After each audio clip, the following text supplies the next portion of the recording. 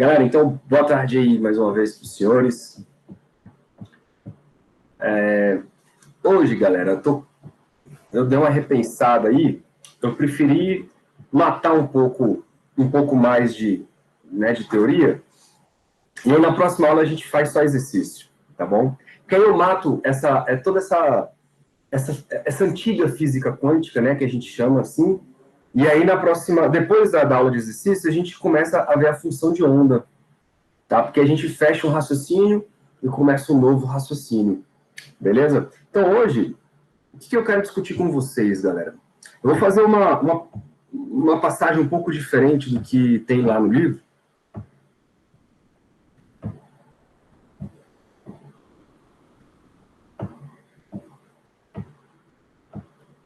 Cadê? Aqui. Um pouco diferente do que o livro de vocês tem, e outros livros também têm, para vocês terem mais ou menos uma ideia do contexto geral das coisas, porque parece que tudo fica muito solto quando é explicado isso nos livros de física moderna, tá bom? Eu estou falando da radiação de corpo negro. Mas para a gente entender a radiação de corpo negro de maneira bem satisfatória, vamos andar com calma. Existe, galera, vocês já devem ter, não sei, estudado isso em algum momento, existe o que a gente chama de distribuição de Boltzmann.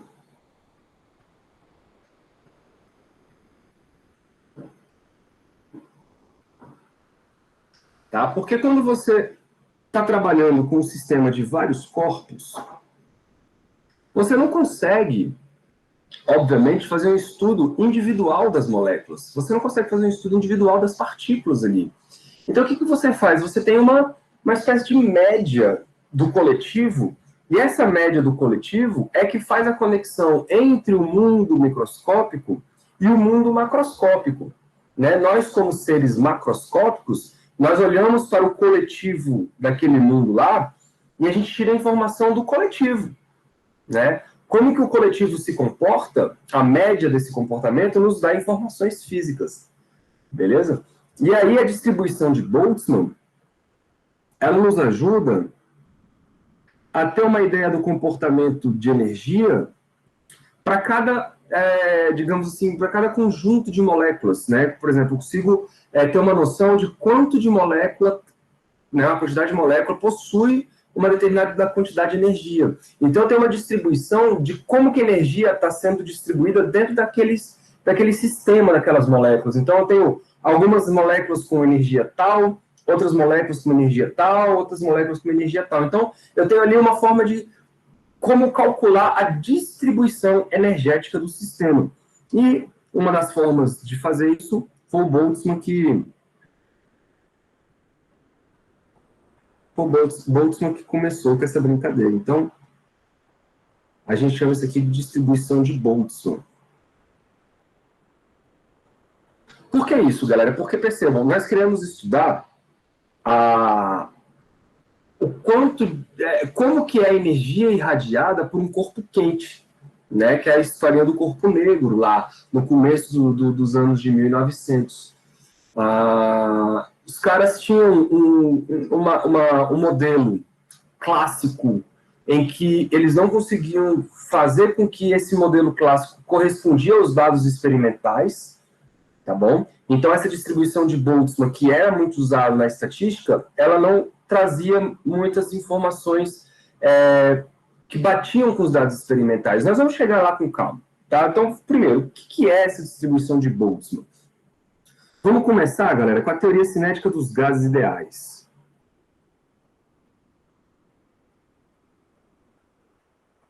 Teoria cinética dos gases. Nós sabemos que, por essa teoria, vocês já viram isso lá em física térmica, não é isso? PV é igual a MKT. Tá? Eu vou botar um B aqui, ó, porque esse K é a constante do senhor Boltzmann. O M é o número de moléculas, então, vamos escrever logo. M corresponde ao número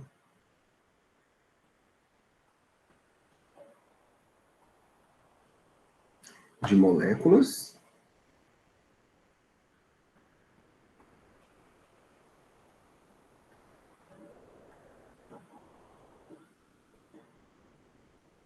e esse KB aí é a constante de Boltzmann.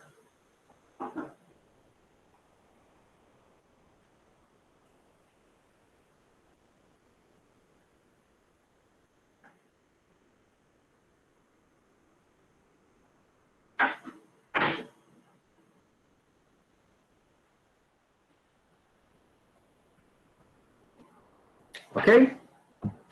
Uma outra forma de escrever esse PV é igual a NKT é o seguinte, galera. Eu posso reescrever levando esse volume para lá, dividindo, de maneira que eu possa escrever assim, ó, a pressão é igual a NKBT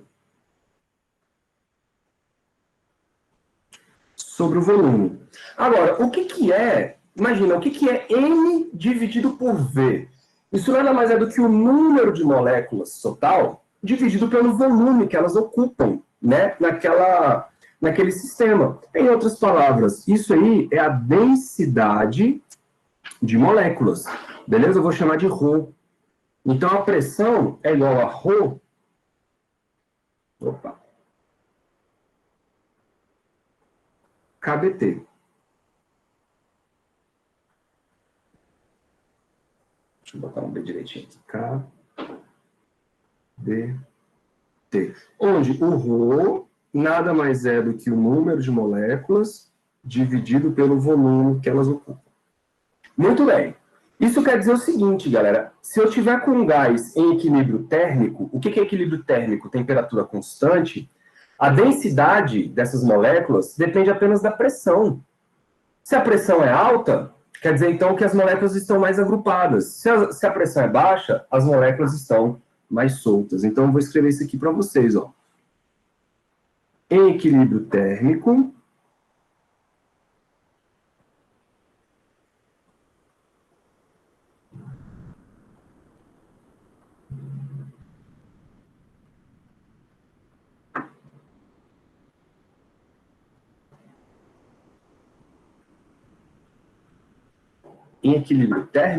a densidade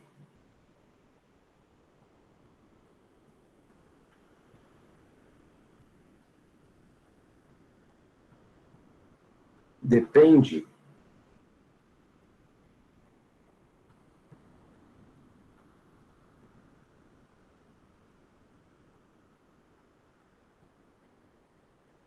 apenas da pressão.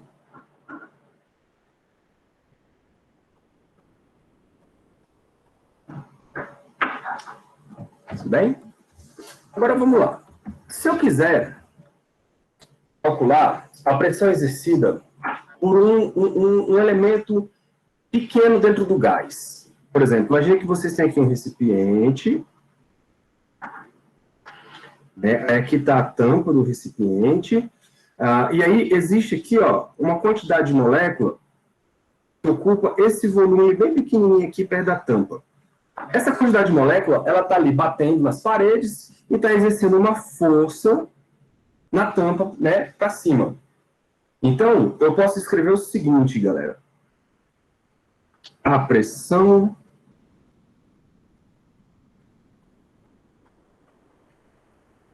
opa, a pressão exercida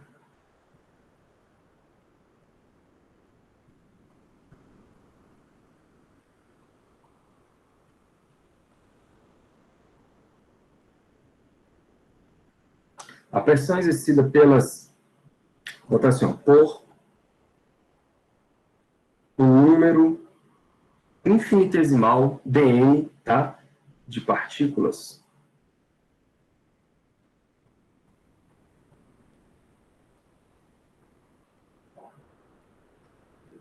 Claro, elas ocupam uma espessura ds do seu gás, tá?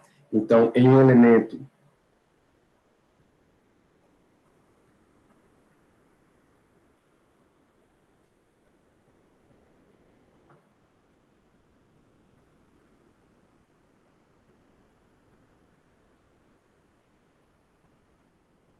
em elemento ds da coluna do gás.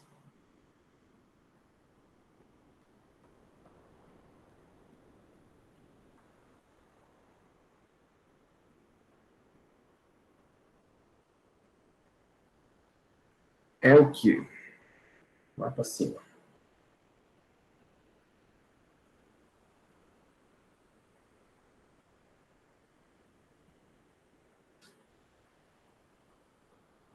Vê se vocês concordam comigo.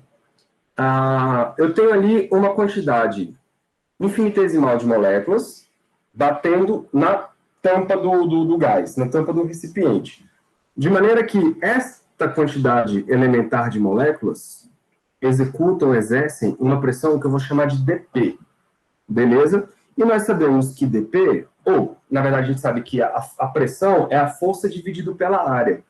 Então, eu vou chamar de dF a força exercida por essas dN moléculas, tudo bem? Dividido pela área. Isso é o meu dP. Só que eu posso imaginar que, em média, cada molécula bate na parede com uma força igual. Beleza? Uma força média aí que as moléculas exercem na parede. Então, eu posso falar que essa dF nada mais é do que a força que cada molécula exerce vezes o número de moléculas dividido pela área. Ok, galera? Então, quem seria esse F? Seria a força exercida pelas dN partículas. Beleza? Esse F aí é a força exercida pelas dN partículas. Muito bem. Quem é esse dN? Olha só. Esse dN nada mais é do que a densidade ρ dV. Não é isso? É o ρ dV. Então, nós vamos substituir essa informação agora. Ó. Eu vou colocar aqui dP é igual a F sobre A vezes o dN, que vira ρ dV. Pronto. Mas, quem é o ρ dV? Quem é o dV? Galera, o dV é o elemento de volume que está aqui, ó, ocupando essas dN partículas. E a gente sabe que isso nada mais é do que a área da base vezes a altura. E a altura é o elemento ds. Beleza? Então, eu vou colocar aqui outra informação. O dV é um elemento de volume. Isso nada mais é do que a área da base vezes a altura. A área da base é A e a altura é o ds. Tá bom? Que é a quantidade é uma espessura ali onde aquelas moléculas estão existindo. Tudo bem? Substituindo isso, galera, a gente fica assim, ó. dP vai ser F sobre A ρ A ds. E aí você já começa a enxergar que área com área morreu, né? De maneira que o dP nada mais é do que F ρ ds. Bom, até aí tudo bem, né? Agora, olha para a expressão. Essa expressão aqui, ó. Deixa eu botar até uma corzinha verde aqui no meio do caminho. Olha para essa expressão. O que ela está dizendo? Ela está dizendo que a pressão depende de quem? Se você tiver em equilíbrio térmico.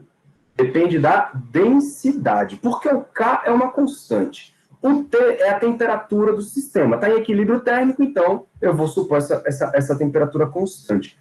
Isso quer dizer que se você tiver uma variação da pressão, você vai ter uma variação de quem? Da densidade. O resto não muda.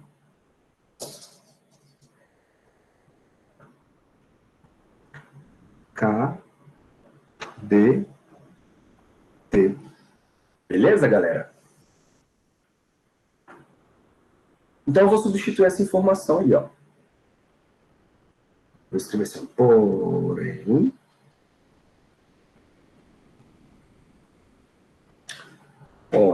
nós sabemos que o dp nada mais é do que o kbt vezes o d ρ, ok? Que é isso que a gente acabou de ver lá. Então, vamos juntar as duas coisas? Juntando as duas coisas, eu encontro que kbt d ρ é igual a força vezes ρ ds. Tá acompanhando?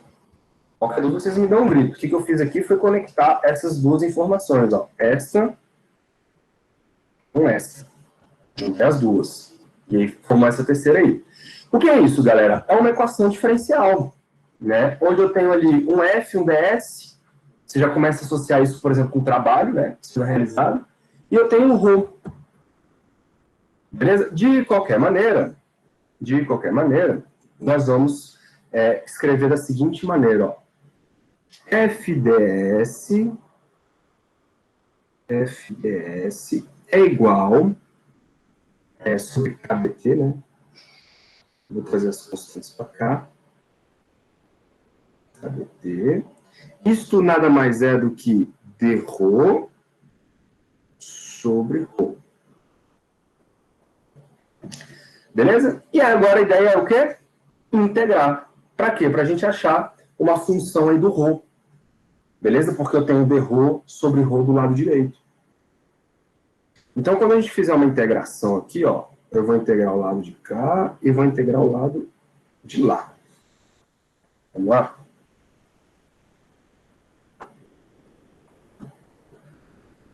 Deixa eu puxar para cá, depois eu pulo de página. Vai ficar 1 sobre KBT, que isso aqui é uma constante, vai sair da integral, integration de f ds. Isto vai ser igual, então, a integral de dρ sobre ρ. Muito bem. O que é, galera, uma integral de f ds? Eu já adiantei para vocês, isso é um trabalho, né? Isso está associado a uma energia que o sistema está usando para transferir para a vizinhança. Né? Então, por exemplo, quando as moléculas empurram lá o êmbolo e levantam o êmbolo, a gente diz que o gás realizou um trabalho, e o trabalho realizado pelo gás é o quê? Integral de f ds. Tá bom? Então, essa quantidade aqui está associada a uma energia. Certo, galera? Isso aqui está associado a uma energia, vamos botar assim, uma energia disponível, não é uma energia disponível, mas ela está associada a uma energia potencial do sistema. É uma energia que você está podendo usar para realizar um trabalho, digamos assim, tá? Só que como a ideia do trabalho é que ela é igual a menos a variação da energia potencial, beleza? Então a gente vai botar um menos aqui, ó. E o lado de lá a gente integra. Integra de quanto? Da densidade inicial até a densidade final. Então, olha o que vai rolar aqui. Então, ficamos com 1 sobre KBT. 1 sobre KBT. Vezes a energia, com um sinalzinho de menos. Então, vou botar já aqui, ó. A energia potencial do sistema. Beleza? A energia tá... Eu estou associando isso, galera, a uma energia dentro do sistema que pode ser usado para realizar trabalho. Isso é igual a integral de 1 sobre x dx, é o ln de x. Só que como eu estou integrando de ρ0 até ρ, então isso aqui ficaria ln de ρ menos ln de ρ0, que na verdade é uma subtração. Beleza, aplica agora a ideia dos ln's. Como a base aí é o próprio Ezinho, o número de Euler, Então, eu vou ter aqui a exponencial de menos a energia que as partículas têm sobre kBt. Isto é igual a ρ sobre ρ0. Beleza? Em outras palavras, eu já vou meter aqui uma corzinha nova. Ρ é igual a zero, exponencial de menos a energia sobre K. Galera, essa equação é o que a gente conhece como distribuição de Boltzmann.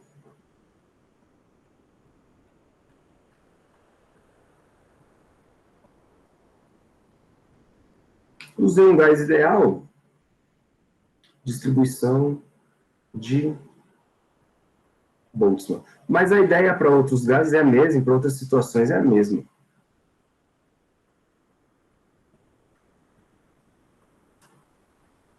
O que ela está dizendo aí para você? Está dizendo que você tem a densidade de moléculas com aquela configuração, com aquela energia, está associado com a temperatura. Beleza? Então, por exemplo, se você tiver temperaturas muito altas, essa exponencial aí, ela começa a ir para zero, por exemplo, né? Porque você vai ter e elevado a menos infinito, ou seja, 1 sobre infinito. Então você começa a zerar. Então isso quer dizer que você começa a ter um nível de energia que não é acessível, muito acessível às moléculas. Por quê? Porque você vai ter uma baixa concentração de moléculas, ou seja, uma densidade baixa que tem aquela energia. É isso que essa equação está dizendo. Então esse ρ, ele representa para a gente a quantidade de matéria, né, que tem aquela energia EP, que eu estou chamando de EP. Beleza? E essa quantidade de energia EP, essa quantidade de molécula que tem essa energia EP, depende da temperatura do sistema. Tá bom? Em outras palavras, galera, eu vou escrever aqui, ó. Em outras palavras, a probabilidade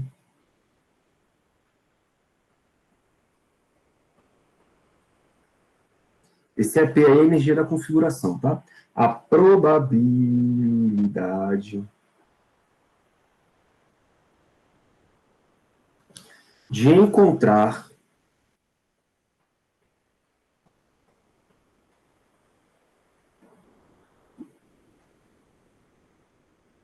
por exemplo, uma molécula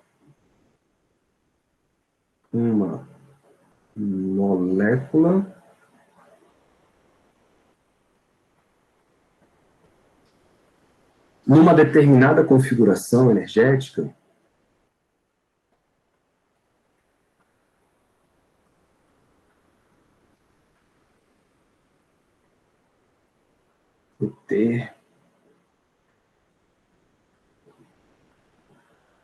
determinada configuração,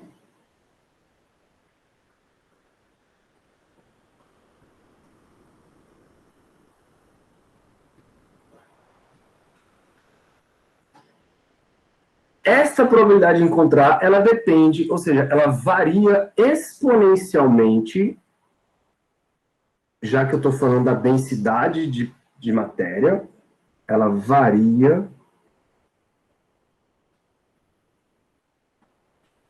exponencialmente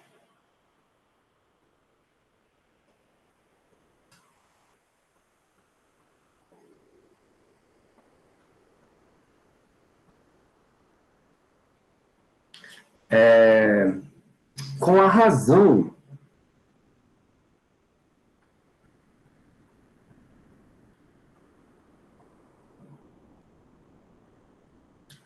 entre a energia da configuração, e essa energia da configuração é o que eu chamei de EP, tá? Com a razão entre a energia da configuração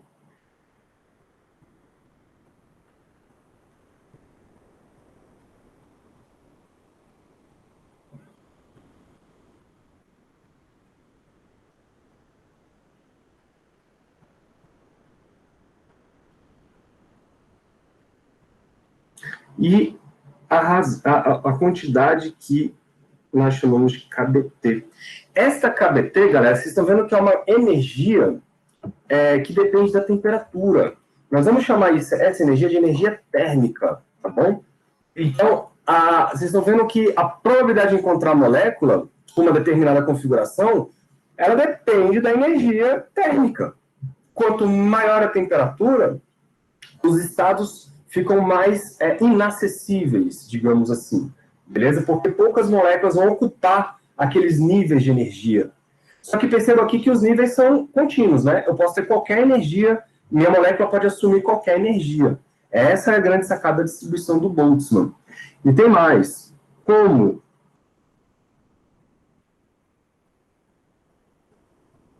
Olha só, hein? Como ρ é a densidade de energia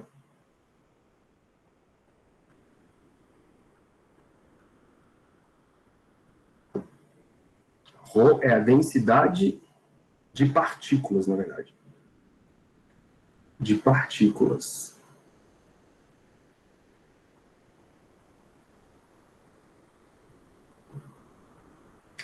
Densidade de partículas com energia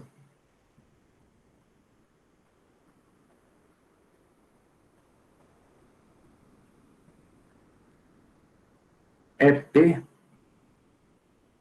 que é a energia daquela configuração, ou seja, é a energia daquela quantidade de partículas, só daquela quantidade de partículas. Então, isso quer dizer o seguinte, o produto, se eu multiplicar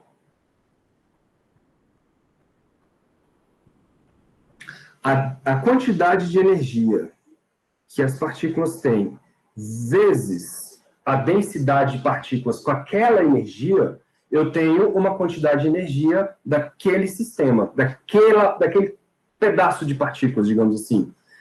Então, esse produto EP vezes ρ, ele representa para a gente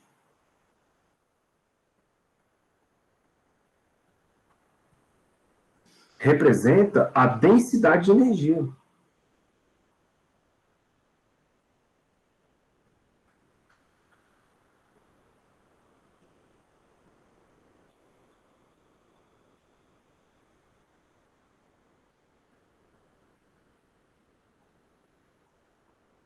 A densidade de energia do sistema, né?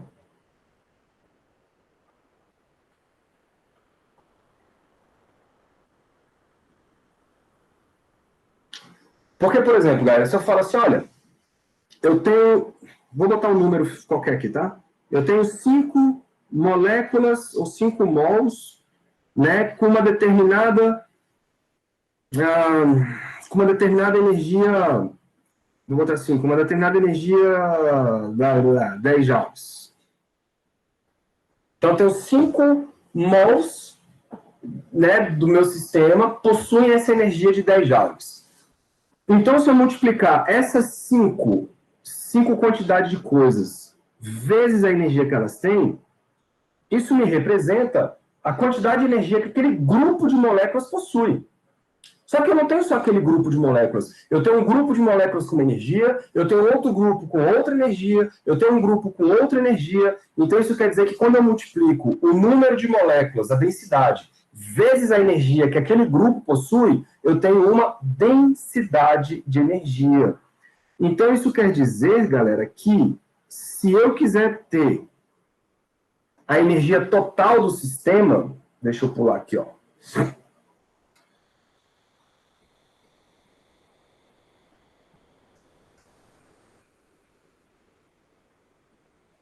Se eu quiser a energia total do sistema, o que a gente faz?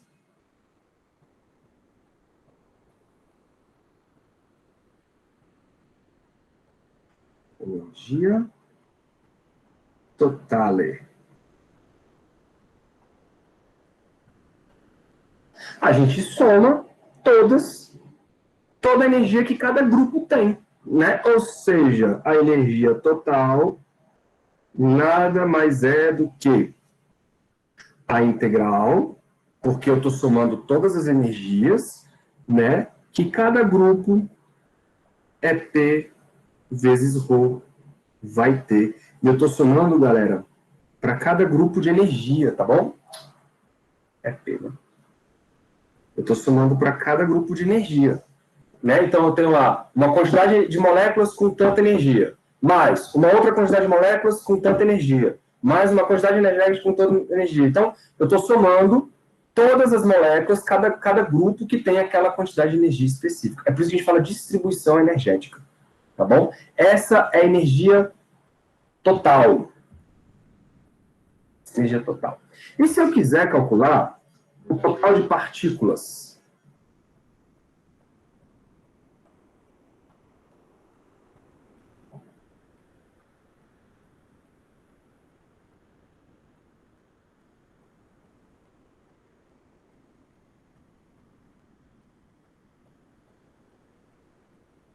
Se eu quiser calcular o total de partículas. É claro que tudo isso, galera, dentro de um volume V, tá? O volume do gás.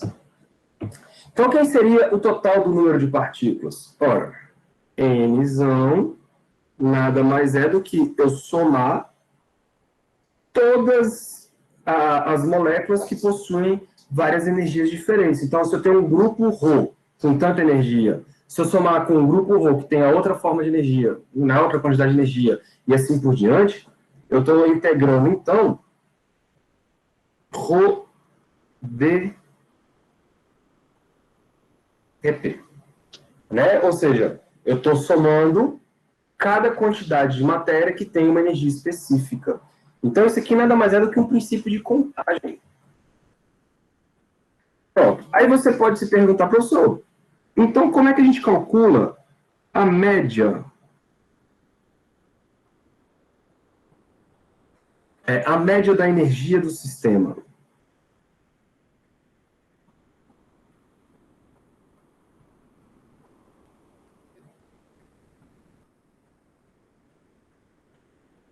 Ora, galera, como é que você calcula a média das coisas? Tu soma todas as coisas, né, que você está querendo e divide pelo número de coisas, né? Ou seja, para calcular a energia média do sistema, isso vai ter que ser toda a energia que o sistema possui, então a energia total, dividido pelo número de moléculas. Faz sentido, não faz? Essa vai ser a média da energia do sistema. A energia total dividido pelo número total de energia, ou de moléculas. Vamos fazer essa conta?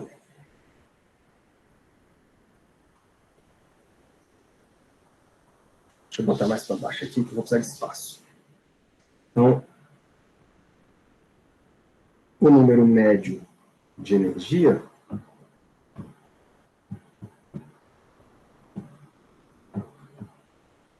vai ser igual. Galera, energia total. Energia total, aparecia aqui, então, a integral de EP vezes Rho, beleza? E um DEP aqui.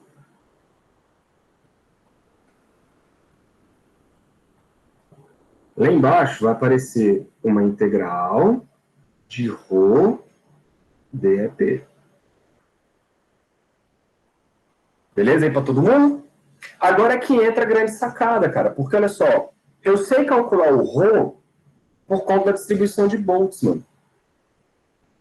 Então eu vou substituir a distribuição de Boltzmann dentro dessa média energética, porque a distribuição de Boltzmann ela me diz o quê?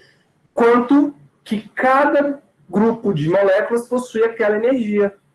É uma distribuição, pode ser válida, pode ser não, mas é uma distribuição muito bem formulada e é uma distribuição clássica, tá, senhores? Uma distribuição clássica. Tudo que eu estou fazendo aqui é clássica, é física clássica.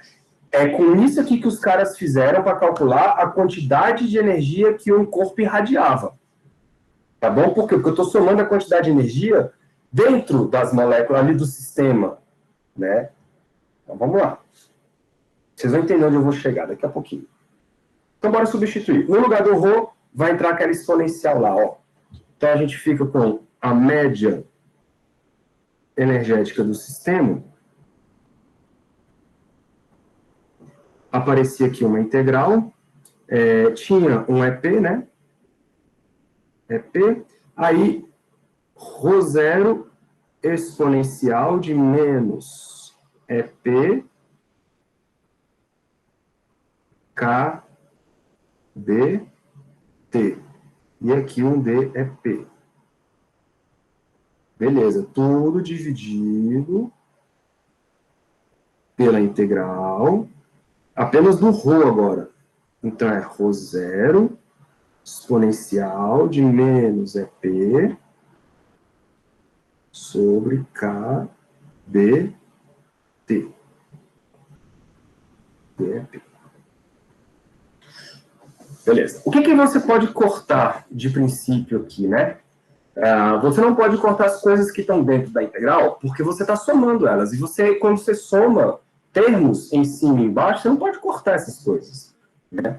Mas tem um termo em comum aqui que aparece em todas as somas, que é o ρ0. Então, isso aqui, ó, é um número, ele é uma constante, que é a densidade inicial, ele pode ir embora, o resto não.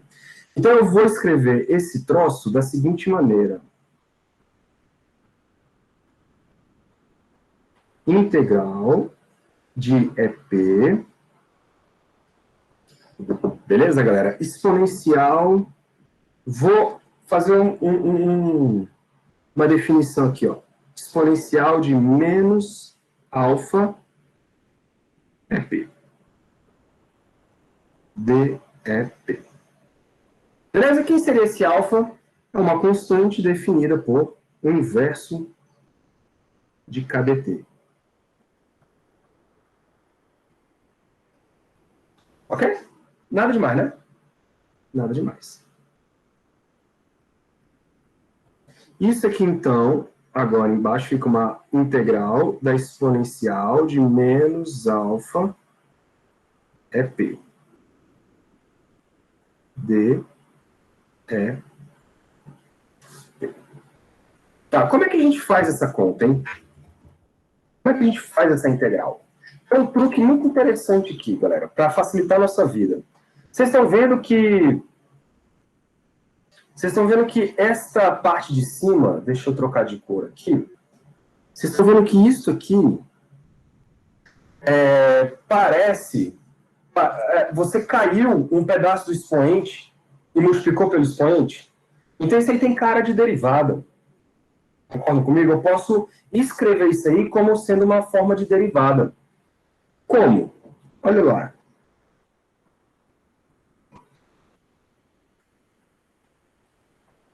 Então, eu vou botar aqui, ó, integral, beleza? De uma derivada parcial em relação a alfa dessa quantidade aqui, ó, e elevado a menos alfa é P. Vocês concordam comigo? Porque, olha só, deriva esse exponencial para você ver. Vai cair quem? Vai cair o EP, não é? Aí, quando cai o EP, surge esse EP que está aqui. Aí você fala, professor, mas o sinal de menos? Então a gente coloca o sinal de menos aqui para deixar o negócio bonitinho. Tá bom? Porque aí a gente volta a ser o que era antes. Isso aqui, ó, é o DEP. Ótimo. Tudo isso dividido. Embaixo não vai mudar, vai ficar a exponencial, né? Integral da exponencial de menos alfa EP DEP. Aí você fala, professor, mas por que você está fazendo isso? Porque, cara, o que eu posso fazer? Eu posso jogar esta integral para dentro da derivada. Né? Por quê? Porque eu tenho uma derivada só em relação a alfa. Então, se eu jogar essa integral para dentro, a gente pode escrever isso aqui assim, ó. Menos, inclusive, como nada mais depende, o alfa é apenas uma constante, né? Eu posso transformar isso aqui numa derivada total, por exemplo. Não faz diferença, mas...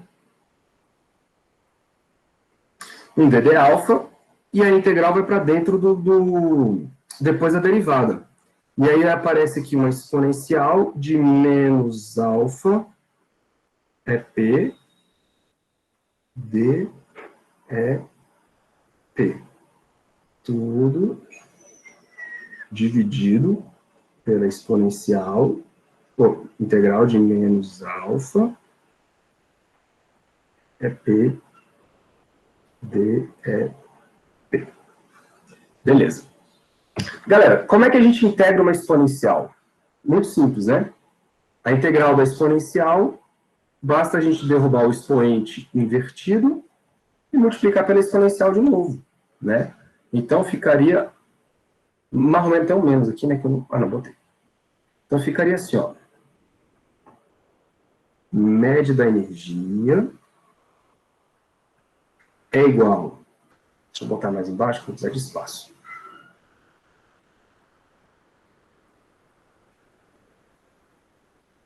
Então, olha, menos a derivada em relação a alfa, daquela integral lá. Aquela integral lá, galera, então a gente derruba o expoente invertido, não é isso? Vezes a própria exponencial, menos alfa é P. Né? Integrado aonde? Eu estou integrando de zero até infinito, né? Porque eu estou integrando desde a energia mais baixa possível, que é zero, até a maior energia possível, que eu estou supondo ser infinito. Ok? E embaixo a mesma coisa. Embaixo a mesma coisa. Vai ficar menos 1 sobre alfa, eu estou integrando, exponencial de menos alfa é P, integrado de zero até infinito.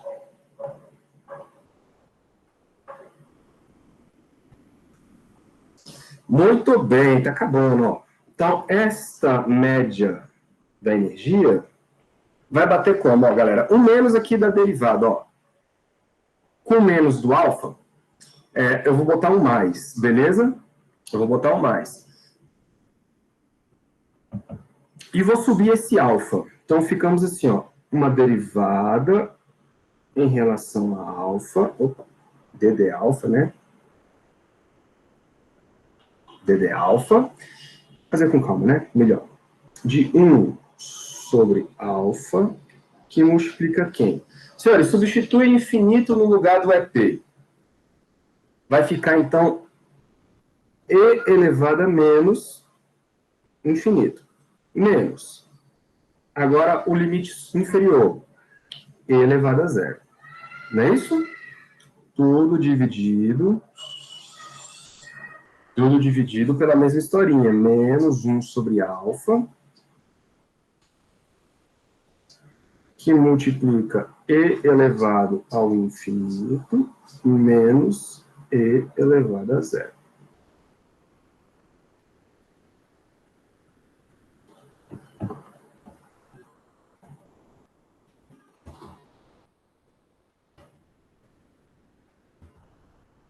Certinho, né? Então vai ficar assim, ó.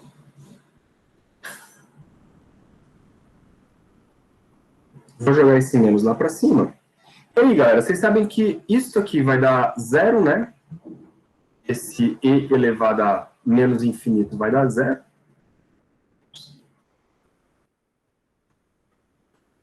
Isso aqui vai dar 1. Tá bom? Então ficaríamos assim, ó. Vou fazer com calma para a gente não se confundir. Vai ficar d alfa de 1 sobre alfa vezes menos 1, certo? Embaixo, menos 1 sobre alfa, que multiplica menos 1. Ok? E isto vai dar o seguinte. d alfa de 1 sobre alfa, dd alfa de 1 sobre alfa,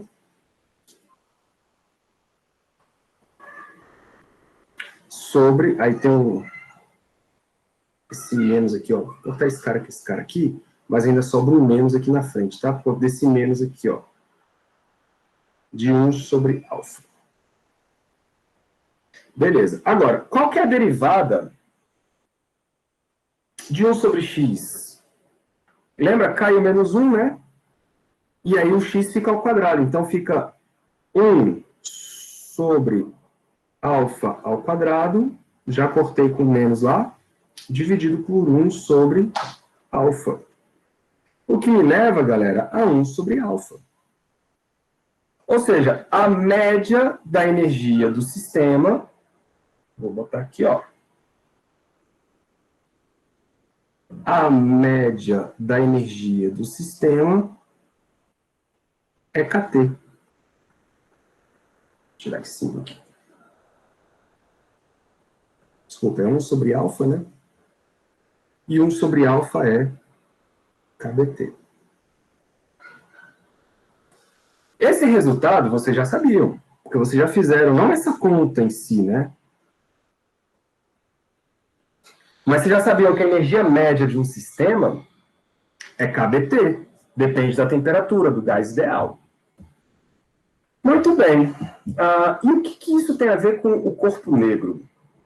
Então, primeiro, o que é o tal do corpo negro? Professor, o que aconteceu com o sinal negativo?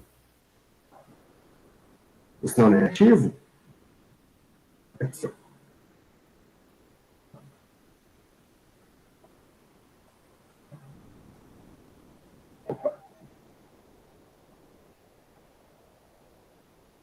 Quando eu derivar o 1 sobre alfa,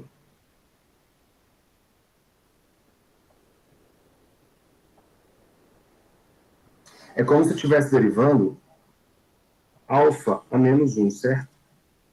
Aí cai o menos 1 vezes 1 sobre alfa 2. Aí esse menos aqui, ele bate com esse menos aqui, ó.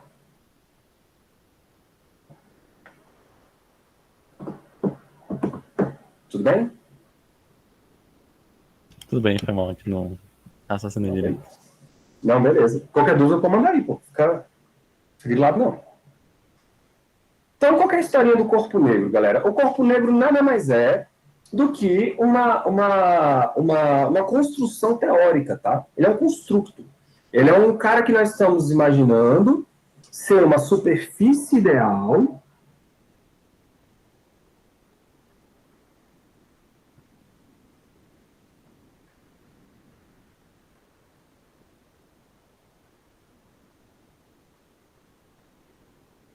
Ideal que absorve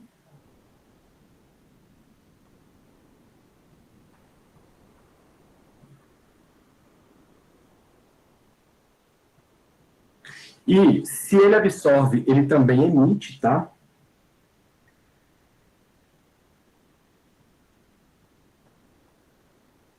Em forma de radiação, todos os comprimentos de onda da radiação eletromagnética.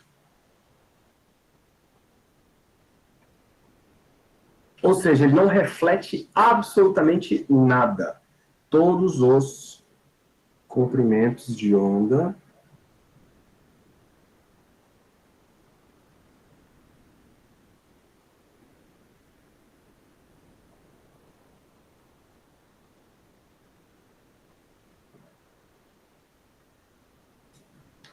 da radiação eletromagnética.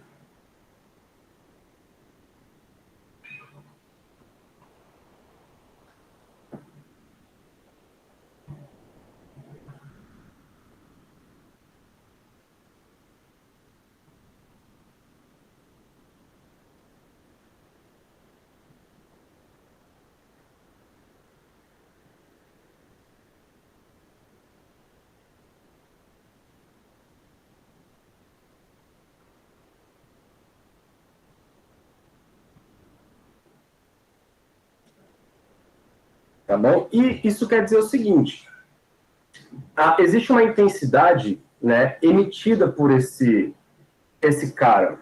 Eu vou escrever ele aqui, ó. Intensidade, porque quando ele recebe luz, ele absorve. Aí você fala, mas vai para onde? Essa energia que ele absorveu? Vai para dentro dele, né? Vira energia interna do sistema. Aí ele pode, eventualmente, emitir essa energia que ele absorveu. Beleza? Então, o corpo negro, ele emite luz à medida que ele tem temperatura, né? Então, a intensidade emitida por ele,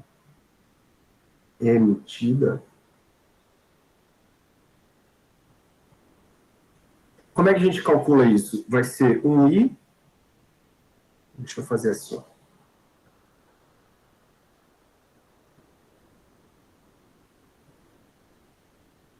A gente chama isso de I, que vai ser igual a integral do quanto que cada comprimento de onda consegue ser emitido de lambda, do zero até o infinito. Do zero até o infinito. O que essa equação está dizendo? Olha, o comprimento de onda do raio-x, ele é emitido com tanto de energia. Ah, o comprimento de onda do ultravioleta é com esse tanto de energia. Então, esse S de lambda, ele te dá uma ideia da radiância ou emissão espectral. Tá bom? É o quanto cada comprimento de onda está sendo emitido. E aí, essa integral está dizendo o seguinte: olha, nós vamos somar a quantidade emitida de todos os comprimentos de onda. Então, eu vou somar a quantidade emitida pelo raio-x, a quantidade emitida do ultravioleta, a quantidade emitida da luz visível, e aí eu tenho toda a quantidade emitida do meu corpo negro, né? Porque ele não vai emitir apenas um comprimento de onda, ele vai emitir todos os comprimentos de onda. Essa é a teoria clássica, não é isso? Então, esse S lambda aí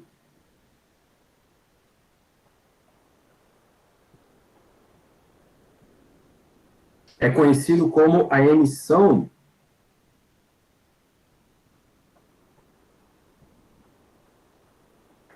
deixa eu arrumar essa letra.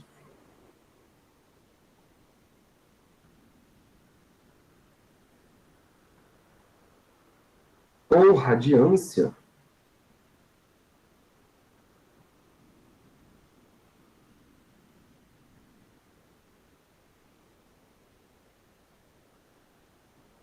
espectral.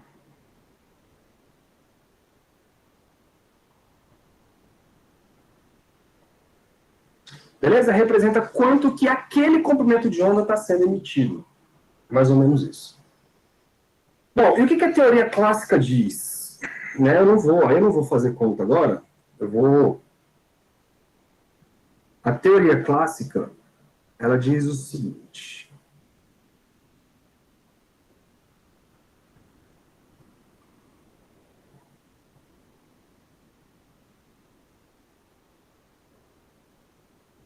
Eu acho que vocês vão fazer essa conta, se for necessária, lá em física quântica, tá? Aqui não tem necessidade de a gente fazer essa conta, não. Beleza? Ainda bem, porque essa conta não é tão simples assim, não. Mas a galera já sabia dessa equação. E aí, o que acontece? A radiância S de lambda, classicamente falando, ela era dada por 2π c, tá? Velocidade da luz, sobre lambda 4. Sobre lambda 4 vezes kT. KBT, né?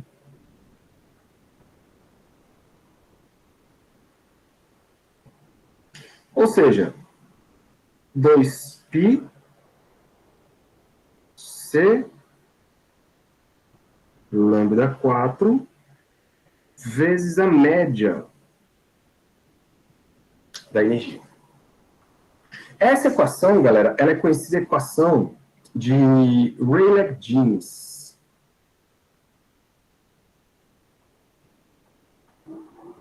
Rayleigh, é leigo, né? Sim.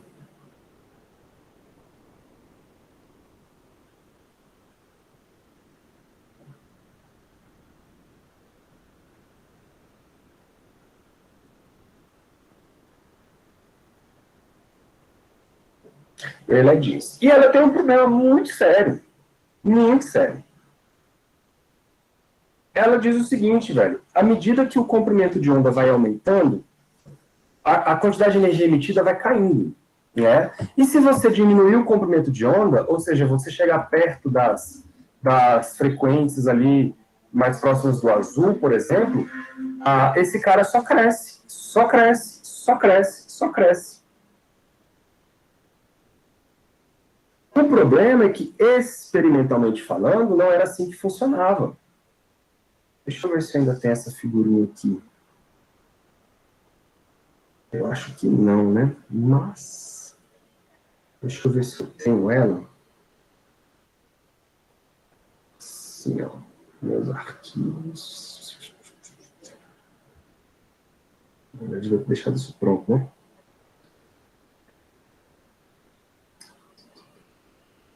Pictures. Não. Não. Samsung. WordPress. Será que é aqui? Não.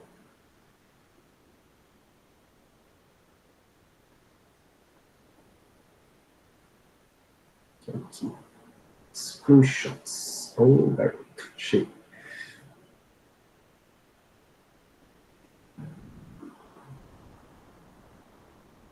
Aqui você, olha só, achei. É isso, galera, aqui, ó. Olha só que interessante, galera. Quando a radiância espectral ela era medida em laboratório. E quando as pessoas mediam a radiância espectral de um corpo negro, ou de um corpo aproximadamente negro, que é aquele que não reflete a luz, né, mas ele emite, né, a energia proveniente da agitação das moléculas internas dentro dele, o que era medido experimentalmente é essa curva aqui, ó.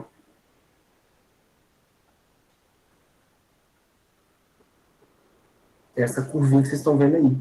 Então, existia um pico de intensidade em um determinado comprimento de onda, beleza? E isto, depois que fizeram vários exercícios, ou vários experimentos, o Vien foi um cara que chegou numa conta experimental que vocês conhecem como lei de Vien, né? Que é a ideia de que o comprimento de onda desse pico máximo aí, ó, vezes a temperatura do sistema, isso tem que dar uma constante. E à medida que você aumentava a temperatura do sistema, esse comprimento de onda também variava. Então você tinha que essa curva, ela ia para frente ou para trás, esse pico, de acordo com a temperatura do seu sistema, beleza? E a equação de Rayleigh-Jeans, ela dava exatamente essa curva tracejada aqui, ó, que é a teoria clássica. Aí vocês estão vendo que à medida que o comprimento de onda diminui, essa curva ela cresce demais. E cresce, galera, com lambda elevado à quarta potência, né? Só que no denominador. Como você está vendo uma discordância muito grande nesta região aqui, ó, que é uma região de comprimento de onda pequeno ou de altas frequências, e na região mais próxima do comprimento de onda muito grande, ou seja, de baixas frequências, aqui a concordância era boa, mas aqui a concordância ela já não é mais boa, a concordância aqui ela é completamente distoante. O nome desse fenômeno ficou conhecido como catástrofe do ultravioleta.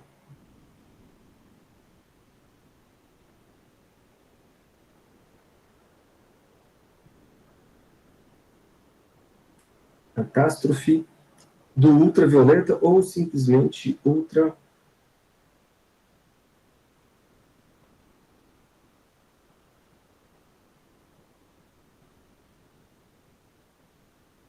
Aí vocês estão vendo, tanto que na época estava complicado, né? Estava meio assim, bicho, o que está acontecendo? A nossa teoria não bate de jeito nenhum com o experimento. Chamaram de catástrofe. Nem para ser um nome mais simples, tipo, um nome que não desse tanto, sabe, tanta ênfase a esse problema. Os caras chamaram de catástrofe. Por quê? Porque a física clássica dava um resultado, mas o experimental dava outro. Onde que está o erro? Alguma coisa está errada. Ou seu experimento está errado, ou a sua teoria está errada. Né? E era isso que o Planck estava trabalhando nesta época. O Planck, galera, ele tirou da cartola uma hipótese só para justificar essa curva experimental. Ele teve uma saída apenas matemática, tá? E que depois, essa saída que era apenas matemática, que ele deixou muito claro que foi um ato de desespero, ele deixa isso claro na biografia dele, que ele tomou essa hipótese por um ato de desespero apenas para justificar o resultado experimental, só que depois isso teve umas consequências aí sim catastróficas. Porque a partir desse momento o homem começou a ver o mundo microscópico de outra maneira. Porque foi o Planck que deu o pontapé inicial à tal da física quântica. Tá? Que você já... Por isso que é legal falar disso aqui depois, porque você já tem mais ou menos uma noção do que é a física quântica. Né? Porque se a gente fala nisso na primeira aula, acho que fica muito solto, muito vago. Né? Porque, cronologicamente falando, foi isso aqui que aconteceu primeiro. Isso aqui foi o que aconteceu primeiro. Mas a gente estuda um pouquinho depois, porque eu acho que fica mais legal o caminho a ser seguido, sabe? Mental, que eu digo. Então, qual é a ideia do Planck? Vou botar assim, ó. Hipótese de Planck.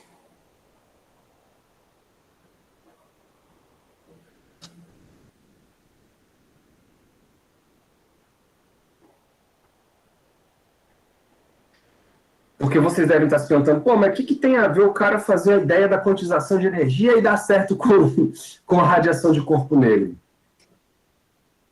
Aí, galera, é só matemática vai te dizer. Ó, hipótese. O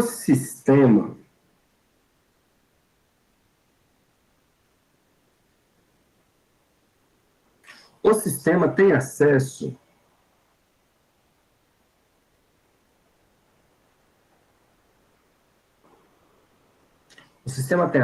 apenas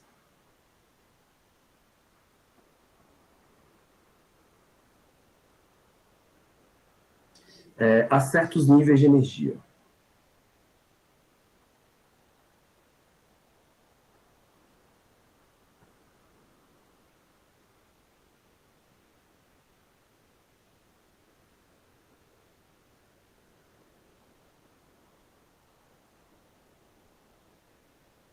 Beleza? Que níveis de energia são esses? Aqui. Essa energia, obviamente, ela pertence ao conjunto dos números reais, não é isso? De maneira que essa energia que pertencente ao conjunto dos reais é a energia clássica, beleza? Então, classicamente falando, os átomos ali, as moléculas, tinham acesso a todas as formas de energia. Todos os números reais positivos eram permitidos. E aí o Planck fala o seguinte, não, agora o meu sistema tem acesso apenas a alguns níveis de energia, onde esse n ele pertence ao conjunto dos números naturais. Então, ou a energia vai ser E1, ou vai ser E2, ou vai ser E3, e assim por diante. Então, não é um conjunto contínuo de energia. É apenas algum conjunto discreto. Aí vocês vão se perguntar, professor, mas o que levou ele a pensar isso? Cara, ele foi tomado no ato do desespero, porque ele percebeu que a energia para comprimentos de onda muito pequenininhos era uma energia extremamente inacessível. Né? Porque o dado experimental dizia o seguinte, deixa eu melhorar isso aqui. O dado experimental dizia o seguinte, comprimentos de onda muito pequenininhos não eram emitidos. Por quê? Porque o resultado aqui da radiação era baixo. E comprimentos de onda muito grandes também não eram emitidos. né? Existia um comprimento de onda específico onde nós tínhamos um máximo aí. Isso quer dizer o seguinte, cara, a minha energia que o meu sistema tem acesso deve estar atrelado à frequência, ou deve estar atrelado ao comprimento de onda, de alguma maneira dessa radiação emitida, certo? E aí foi essa suposição dele. Ele supôs que a energia é NHF.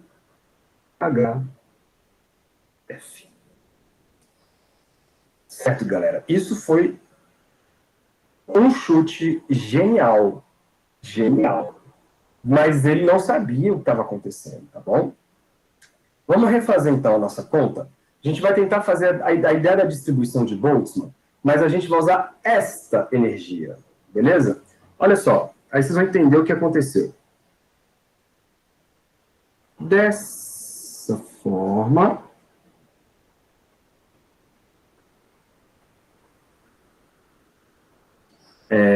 a média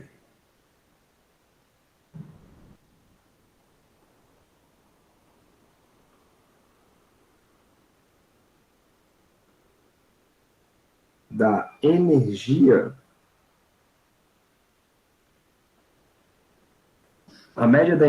passa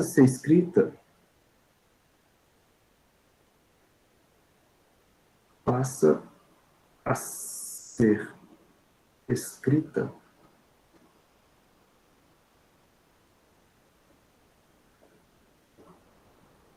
por.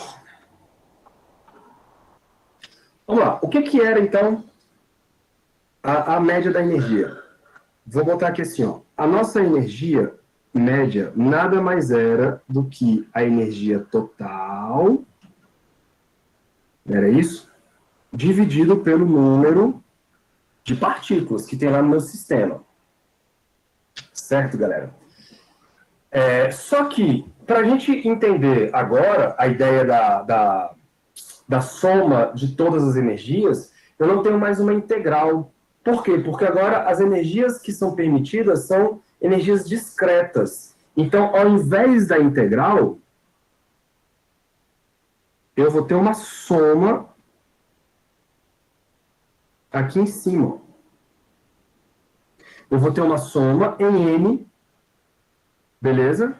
De quem? Do EN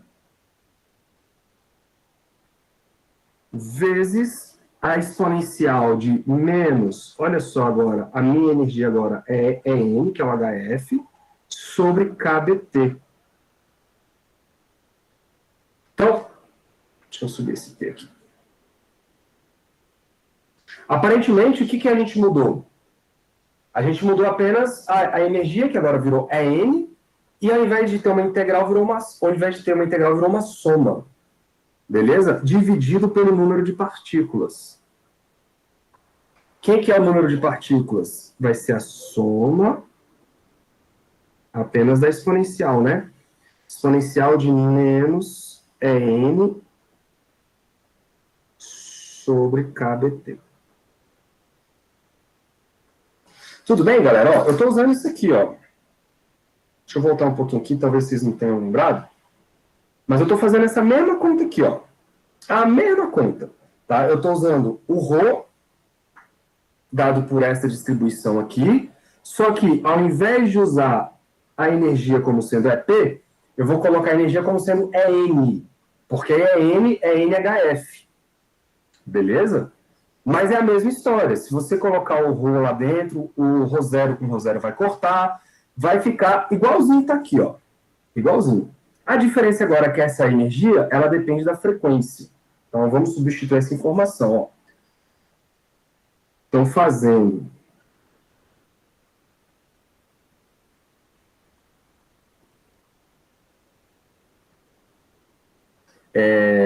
N igual a NHF, temos o seguinte.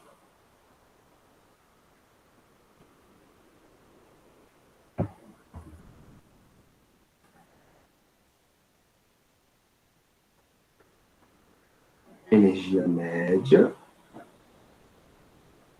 Aqui não precisa desse N. A média de tudo. É igual a uma soma em N de NHF,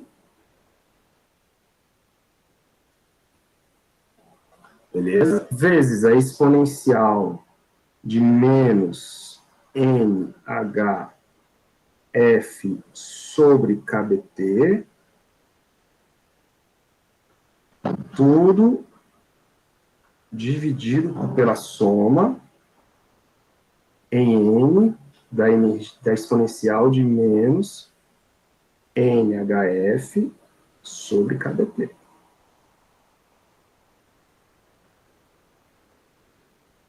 Beleza? Bora fazer a mesma brincadeira aqui, ó. Eu vou chamar de alfa, galera, o HF sobre KT, tá bom? Então eu vou chamar de alfa, ó, só para a gente poder diminuir a notação. HF sobre KBT. Beleza? E aí vai reduzir um pouco a nossa vida aqui, ó. Vai ficar média é igual. Percebam, o H e o F são constantes, então eles podem sair da soma. Então, vou botar aqui, ó, HF. Soma de quem? Ficou o N, que eu estou somando em N, exponencial de menos alfa N, dividido pela soma de E elevado a menos alfa N. Beleza? Aí, de novo, vocês estão vendo aí que tem o N. Deixa eu marcar aqui com verde para vocês poderem ver o que eu estou falando. Ó, tem o N aqui de novo. Esse N, ele aparece lá no expoente. Então, de novo, eu posso pensar numa derivada aí, né?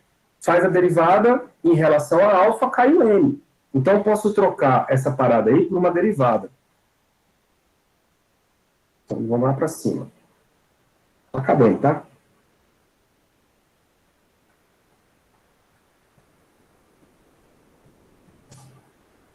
Então, vamos lá. Vai ficar assim.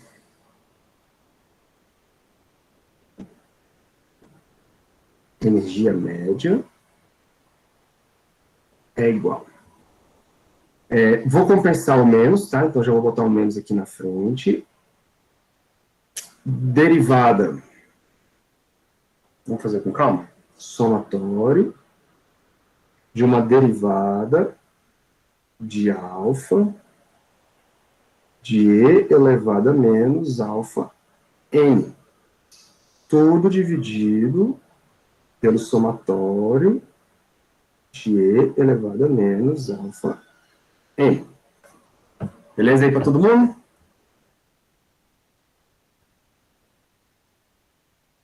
Bom, o que acontece? O que acontece? Existe, vou trocar de cor aqui, ó, uma seguinte relação matemática, que, claro, já era conhecida da galera, né? Uma expansão em potências, se eu tiver uma soma, beleza, de n igual a zero, que é o caso, até o infinito, que também é o caso, de um x elevado a n, isto é dado por 1 menos x elevado a menos 1. Beleza? Isso é uma expansão da nossa soma aí. O que a gente vai fazer, galera? Eu vou fazer essa mesma brincadeira. Só que, vocês estão vendo que quem está sendo somado aí é a exponencial. Então, eu poderia fazer a troca. Seguinte situação. Se isso aqui é verdade, então se isso aí é verdade, então é verdade também que o somatório de n igual a zero, até infinito. Olha só, hein? De E elevado a menos alfa elevado a n, isso nada mais é do que 1 menos e elevado a menos alfa a menos 1. É isso? Como se o x nosso fosse o e elevado a menos alfa exponencial. Então, vamos fazer essa troca aí? Então, vai ficar assim, ó. Então,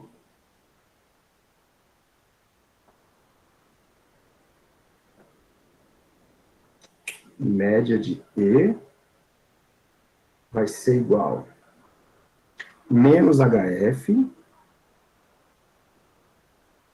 que multiplica quem?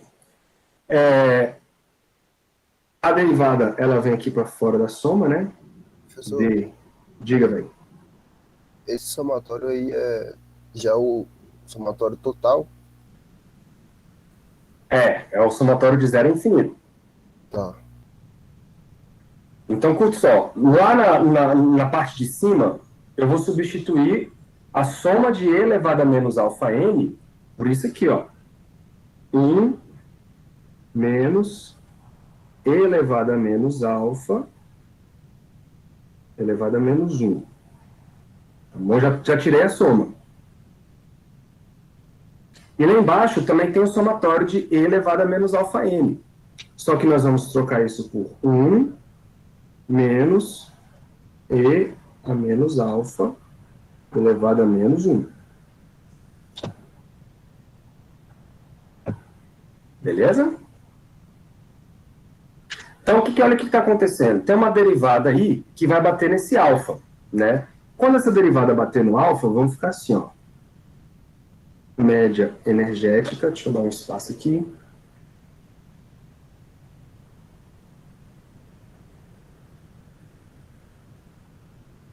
Menos HF, eu vou fazer com calma agora, ó. Para derivar esse parênteses, vai cair o menos 1. Beleza? Então, olha só, vai ficar menos 1, que multiplica 1 menos elevado a menos alfa a menos 2, certo? Só que agora vezes o produto, a regra da cadeia. Então, eu tenho que derivar agora o de dentro. O de dentro, quando eu derivar 1, vai dar chabu. Então, eu vou derivar apenas a exponencial. Então, menos, caiu alfa, só que aí vai cair menos alfa. De novo, exponencial de menos alfa. Ok, galera? Essa é a derivada do de dentro. Essa é a derivada do de dentro. Tudo... Opa, escorregou.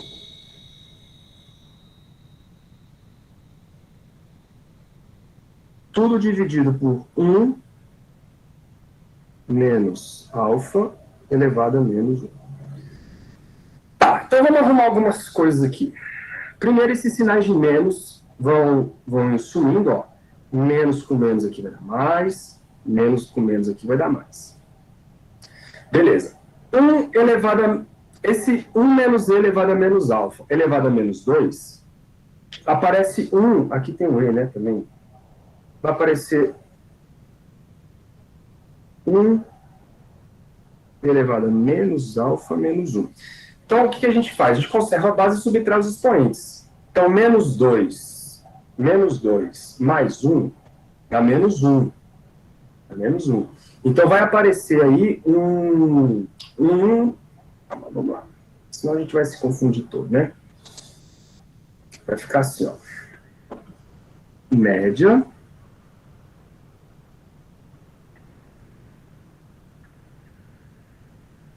HF vezes quem? Vezes quem? Bom, vocês estão vendo aqui, ó, menos 2 mais 1, galera, vai ficar um expoente de menos 1, vai aparecer esse e elevado a menos alfa bem aqui, então já vou colocar ele. Então, e elevado a menos alfa. E embaixo vai aparecer 1, não preciso nem botar parênteses, né, porque é elevado a 1, então fica 1 menos E elevado a menos alfa. Concordam comigo com esse resultado aí? É isso, né?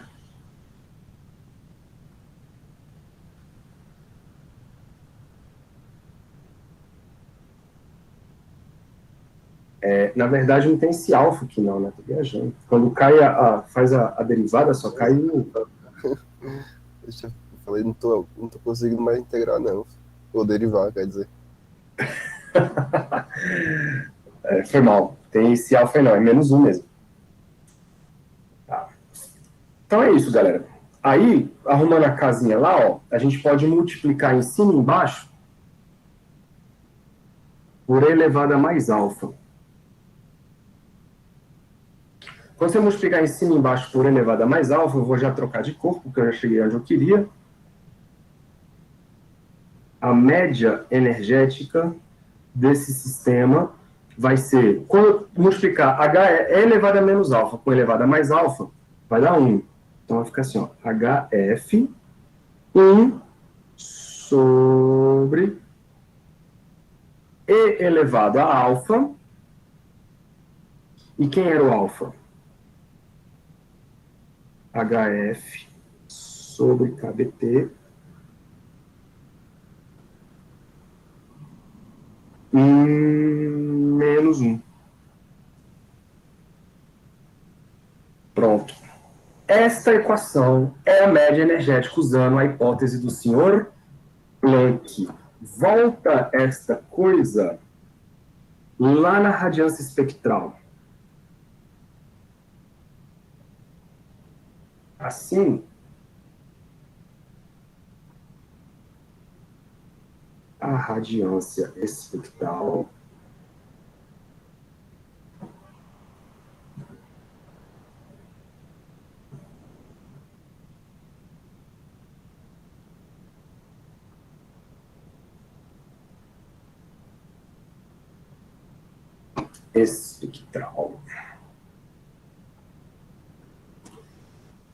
fica dada por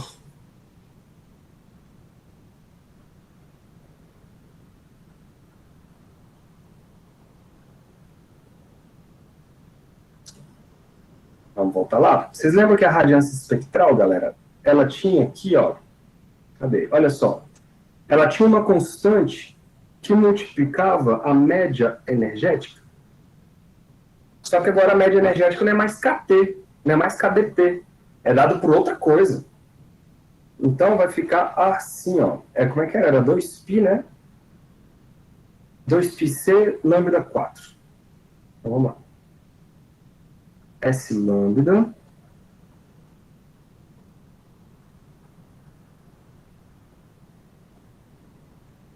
dois π c lambda 4 vezes a média da energia. E agora a nossa média de energia ficou HF 1 sobre E elevado a HF sobre KBT menos 1. Né? Vamos deixar as coisas agora tudo em função do comprimento de onda. Lembra que a frequência nada mais é do que C sobre lambda? Velocidade da luz sobre lambda. Então, S lambda vai ser igual a 2πc lambda 4 vezes HF, e o H é isso, o F agora eu troco por isso, C sobre lambda, beleza? 1 sobre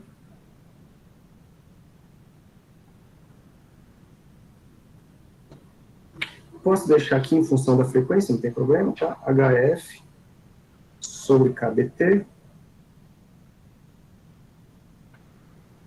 menos 1. Se você quiser, pode botar isso aí em função do comprimento de onda, mas o importante é que vocês estão vendo que existe agora um corte e a dependência dessa constante é com o comprimento de onda a quinta potência,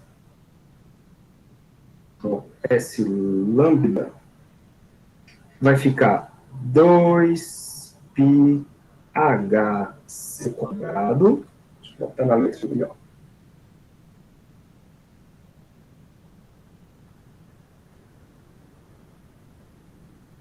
Sobre lambda quinta vezes 1 elevado HF sobre KBT. Opa.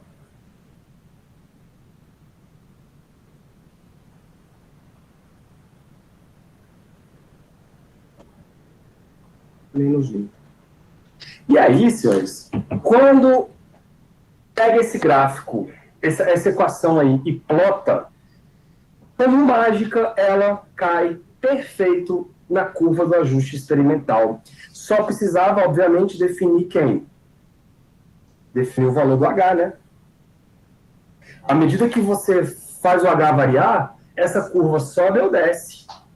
Aí, para que aquela curva batesse perfeitamente bem com essa equação, você tem que ajustar o H para um valor específico. E aí, a gente conhece esse valor específico hoje como a constante de Planck, dada pelo valor tabelado que vocês conhecem. Mas isso aqui, galera, na época, foi uma revolução. As pessoas na época falavam assim, cara, Planck tirou uma parada do chapéu e deu certo. Mas isso aqui deve ser só um artifício matemático para que explicasse algumas coisas e tal, e pá. As pessoas não esperavam que isto fosse mudar a forma como a gente vê a natureza, né? E realmente a natureza não se sabe por quê, mas a energia não é de maneira distribuída continuamente. As moléculas lá que fazem parte do sistema têm acesso a apenas a alguns níveis de energia, dado por quem? HF. Beautiful, né, meu povo?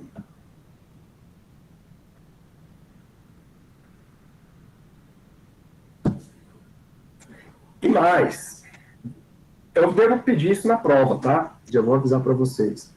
Mas se você derivar essa equação aí, ó, Vs de lambda igual a zero, você vai encontrar o quê? O ponto de máximo. Então, você vai encontrar o comprimento de onda que dá a radiação máxima. Ou seja, você vai encontrar... Deixa eu botar direitinho aqui, ó. Se você derivar ds de lambda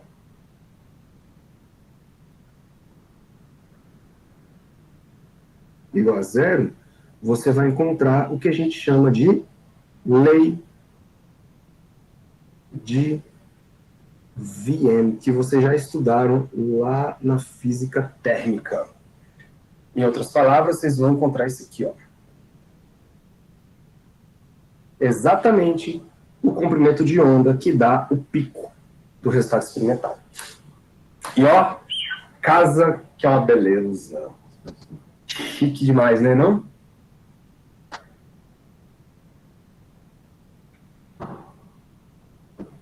Entendido, senhores? Muita conta, né, hoje. Mas, assim, eu queria mais mostrar para vocês de onde que vem essa equação de distribuição do Planck. Eu acho que só jogar ela não faz muito sentido. Eu acho que quando vocês enxergam o princípio da contagem dos níveis de energia, eu acho que abre mais a nossa cabeça para o que está acontecendo aí. Vocês provavelmente, quando forem estudar estatística, lá termodinâmica, vocês vão ter que fazer essa conta aqui da distribuição de Boltzmann em algum momento. Senhores, dúvidas? Professor, foi aí que foi a descoberta da constante de Planck? Foi. Porque a constante de Planck era só uma constante de proporcionalidade. Quando o Planck ele postulou isso aqui, ó, ele postulou que a energia era proporcional à frequência. Então, tinha que ter um número que multiplicava a frequência. Esse número, não se sabia o que era. Né? Hoje a gente chama de constante de Planck porque foi o Planck que fez a hipótese, mas na época era um número, x qualquer. chamava lá de, sei lá, botava uma letra lá e tava tudo certo. Aí, quando faz o gráfico, o resultado experimental, e compara com o nosso resultado teórico, aí você ajusta o H para casar em cima da curva experimental. E aí você faz isso com um corpo a outra temperatura, com um corpo a outra temperatura, e você vê que o H é o mesmo para casar com o dado experimental. O H, você fita ele na curva e bate com todas as curvas, então é uma constante universal para todas as emissões espectrais.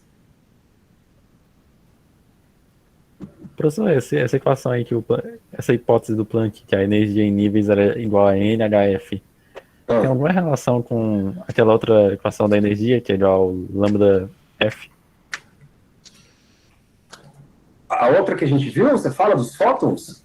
Porque tem uma semelhança tão grande, só que... É a mesma. Então NH é lambda? Não, é porque NF você está confundindo com a equação da velocidade, Antônio. Que a velocidade é que é lambda F.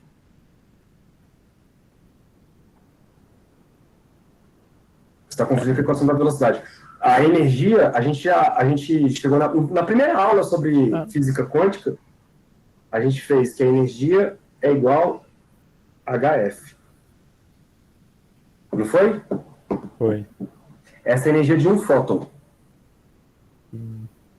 Né? Mas aí depois é que a gente chamou isso de fóton. Na época, ninguém sabia o que era fóton. Na época, a galera falava assim, olha, a radiação que aquele corpo está emitindo é uma radiação eletromagnética. Da onde que essa radiação eletromagnética vem? Obviamente, vem da energia dos átomos. Né? E aí, a galera achava que os átomos podiam emitir qualquer frequência. Então, é como se os átomos tivessem acesso a um contínuo de energia. E isso dava a catástrofe do ultravioleta. Quando o Planck veio com a hipótese de que a energia que o sistema tem, que ele pode emitir, é apenas múltiplo de um número da frequência, isso quer dizer que os níveis de energia acessado pelas moléculas que estão vibrando lá são apenas múltiplos da frequência. Então, quando a radiação é emitida a energia através de múltiplos da frequência. Depois é que, quando você vai fazer a conexão entre a energia da matéria e a energia que a matéria a energia está sendo desprendida da matéria, que é a radiação eletromagnética, se o sistema tem acesso a apenas a alguns níveis, então a energia eletromagnética ela é composta de níveis. Ou seja, a energia eletromagnética ela é composta de pacotes. Aí a galera deu o nome de fótons depois. E esses fótons têm energia de HF, que são exatamente as energias de acesso das moléculas dentro do seu corpo. Olha que doideira, cara. E aí nasceu toda a física quântica. Então, o Planck já sabia da ideia do fóton para conseguir formular essa ideia. Não, o fóton veio depois. Então ele fez uma suposição de uma coisa que ele nem sabia que existia? Não tinha ideia, cara. Ele não tinha Caraca! ideia. Ele só sabia o seguinte, ele sabia, cara, tem que existir alguma coisa que justifique o fato da curva não explodir, que ela tem aqui cair. E isso tem a ver com a energia. Isso tem a ver com a frequência da onda. Então ele fez essa hipótese aí, fez as contas, né, foi fazendo as contas, e aí encontrou uma equação para a radiância, que é exatamente essa equação que a gente fez. E bateu com o resultado laboratorial. Isso foi tão... Ele ficou tão abismado com o que ele fez, que dizem as biografias, né? É legal vocês lerem as biografias desses caras. Que um dia ele passa... Depois que ele fez essa hipótese e tal, no mesmo dia ele parou e falou assim, caralho, o que eu fiz? Aí ele diz que passeando com o filho dele pelo parque, ele comentou com o filho que ele fez alguma coisa grandiosa. Ele só não sabia o que era. Ele falou assim, meu filho, eu acho que seu pai fez uma coisa grandiosa que, comparado ao que o Newton fez. Ele tinha ideia de que isso podia desmembrar em várias coisas. Ele só não sabia o quê. E ele não sabia o que ele fez. Sacou? Ele só conseguiu chegar numa explicação teórica para um dado experimental. Aí depois o que isso desandou, o que isso trouxe, né, para nós, aí, cara, a história contou. E contou com muita força. Porque as consequências dessa hipótese do Planck foram, né, física quântica. Sensacional. Sensacional, né, velho? E é assim que a ciência anda, cara. Você tem que ter um dado experimental e dali você tem que criar alguma teoria que justifique aquilo. Né? Se sua teoria for muito maluca, mas ela justifica um dado experimental, então ela não é tão maluca assim. Alguma coisa nela ali tem a ver. Né? Então a galera falou, Planck, mas que diabo é isso, velho? Por que a NHF, que porra é essa? Cara, eu não sei. Parece que a natureza é assim. Parece que os níveis de energia que estão disponíveis são esses. Porque senão não justificava esse resultado experimental que a gente está tendo. Aí a galera falou, tá, então deve ser assim só para radiação de corpo negro, né? Aí todo mundo, deve ser isso aí, um artifício matemático que deu certo. Pá. Aí, bicho, quando o Einstein leu esse negócio do Planck, o Einstein ele era um cara assim muito, muito na frente, né? Ele já pensou, meu irmão, isso aqui pode estar associado ao efeito fotoelétrico. Peraí, deixa eu ver um negócio aqui. Pá! Aí pronto. Aí, usando a hipótese de Planck, o Einstein ele descreveu o efeito fotoelétrico de uma maneira teórica, com poder de precisão que nenhuma outra teoria foi capaz. Então, a hipótese do Planck começou a se tornar uma coisa muito viável e muito chamativa naquela época. Você fala, velho, as coisas aí não são tão malucas assim, não. Isso aí pode ter alguma coisa certa. E aí foram debulhando, né? Debulhando, várias pessoas estudando, correndo atrás. Aí aquele espalhamento Compton comprovou a existência dos fótons. Então, vocês veem que a ciência ela vai evoluindo devagarzinho. Ela não é uma coisa que nasce da noite para o dia, né? A galera vai trabalhando sobre as hipóteses, sobre as consequências dessas hipóteses e, é claro, colhendo dados experimentais. Porque sem dado experimental, galera, sem a natureza para dar um norte, a gente não consegue caminhar. Não consegue caminhar. A sua teoria, ela só consegue andar para frente se você for fazendo e comparando com os dados experimentais. E aí você vai, então, construindo uma teoria que justifique o mundo. Porque senão é só uma teoria matemática. Como, por exemplo, é a teoria de cordas. A teoria de cordas é uma teoria extremamente elegante, extremamente bonita, que do ponto de vista matemático, ela tem muita justificativa interessante, e uma motivação muito, muito forte.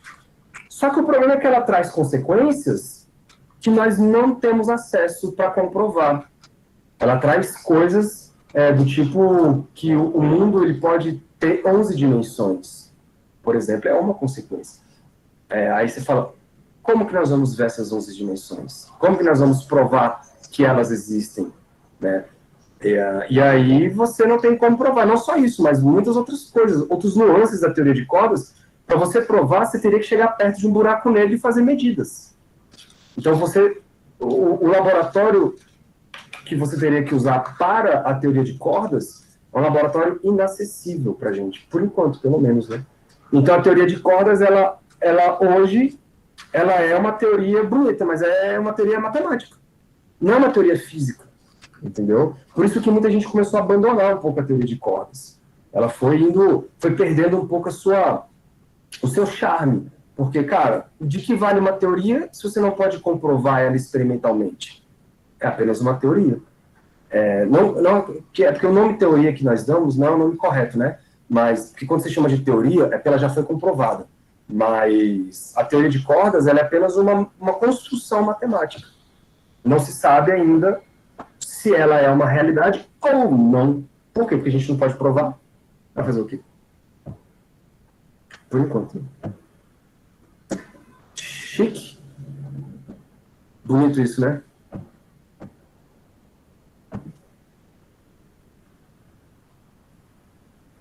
Alguma dúvida, galerinha?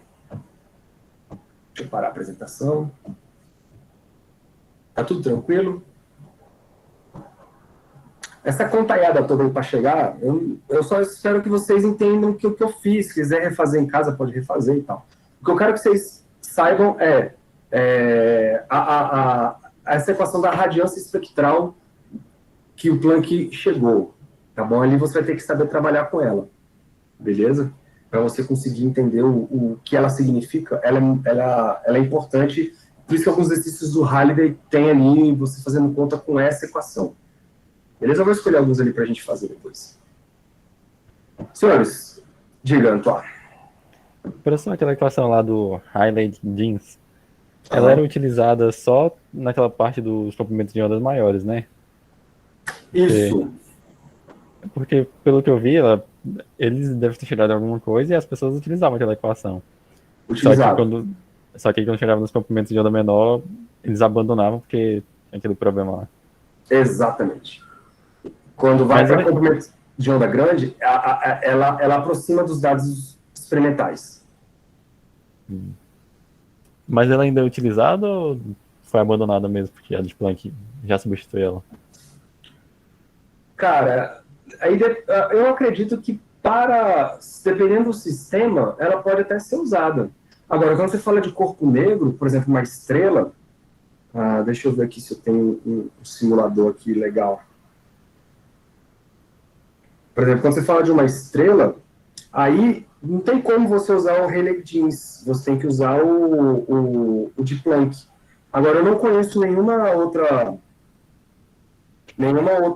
como é que fala? Outra situação física que a equação de Rayleigh-Jeans pode ajudar. Olha aqui que legal, isso aqui é a radiação de corpo negro.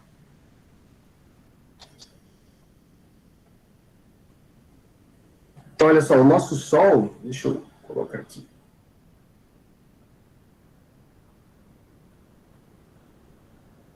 O nosso Sol, ele emite uma radiação mais ou menos próxima do que ele tá colocando aqui para vocês, ó. Ele tem um pico muito centrado, vocês estão vendo aí? Eu tirei a apresentação, né? Foi.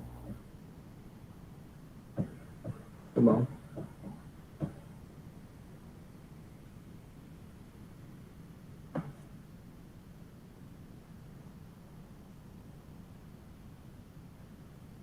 Olha só, o nosso Sol, ele tem um pico de comprimento de onda, né, daquela equação lá, centrado muito próximo ali das radiações visíveis.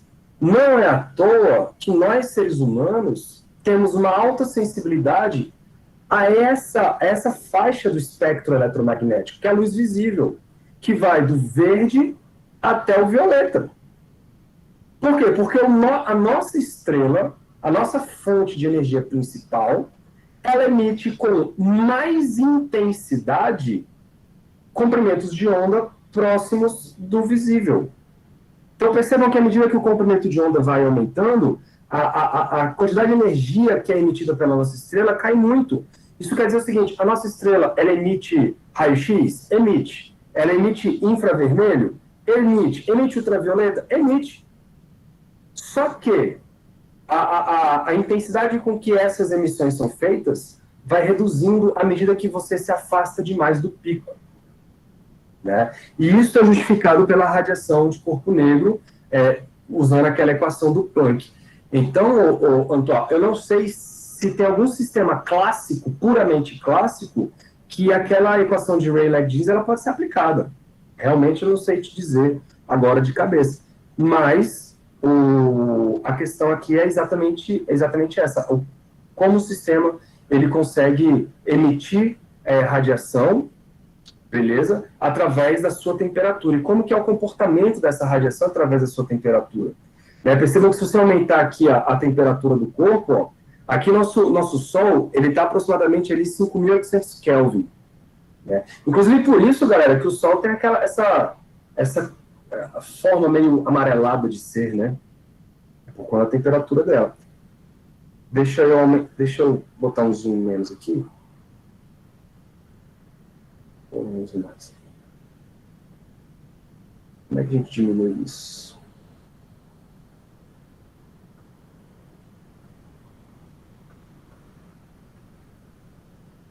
achei. Então, vocês estão vendo que se eu for para o Sol, olha lá, o comprimento de onda que dá o pico da intensidade fica ali dentro do visível.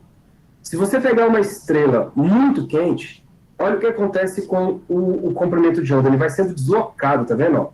Ele está diminuindo à medida que a temperatura aumenta. Diminuindo à medida que a temperatura aumenta. Por quê? Porque essa estrela está ficando cada vez mais quente. Tá? Essa coloração aí do gráfico está errada, vocês estão vendo, né? Que ele coloca o ultravioleta para a esquerda, e realmente é para a esquerda, mas ele coloca o verde aí, não tem nada a ver. O azul, essas cores estão todas para cá, para o lado de cá. E o amarelo, o verde estão para a direita. Está invertido essas cores aí, está errado. Beleza? Mas, à medida que a temperatura cresce, você começa a ter uma estrela, por exemplo, que não emite mais tão radiação no visível. O que isso quer dizer? Que você pode ter uma estrela que, para a gente, ela é invisível a olho nu. Olha que coisa mais linda. Por quê? Porque ela não emite com muita intensidade radiação do visível. Ela emite com muita intensidade uma radiação ali próxima do ultravioleta. Então, se por um acaso tiver a estrela Sirius-A, por exemplo, tiver um planeta habitável em torno dela, a forma de vida que tiver lá é acostumada a enxergar ou receber uma determinada faixa de radiação eletromagnética. Se essa forma de vida se adaptou a isso durante milhões de anos, essa forma de vida ela vai acabar sendo sensível, porque a sobrevivência depende disso, a esse tipo de radiação. Sacou? Se você for aqui para a Terra, por exemplo, nem dá para ver, né?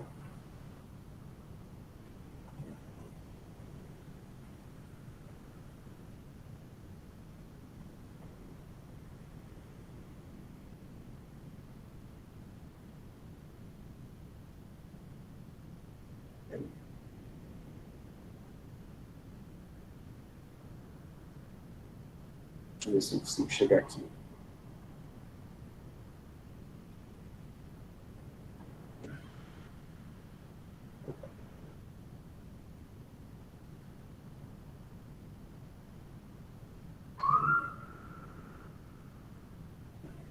Olha lá, se você chega aqui perto da Terra, aí é como se ele não emitisse praticamente luz nenhuma. Por quê? Porque é frio demais para emitir alguma coisa. Olha só, sacou? Nós emitimos também, né? Só que nós emitimos infravermelho numa intensidade muito baixinha. Deixa eu dar um zoom aqui, ver se ele aumenta.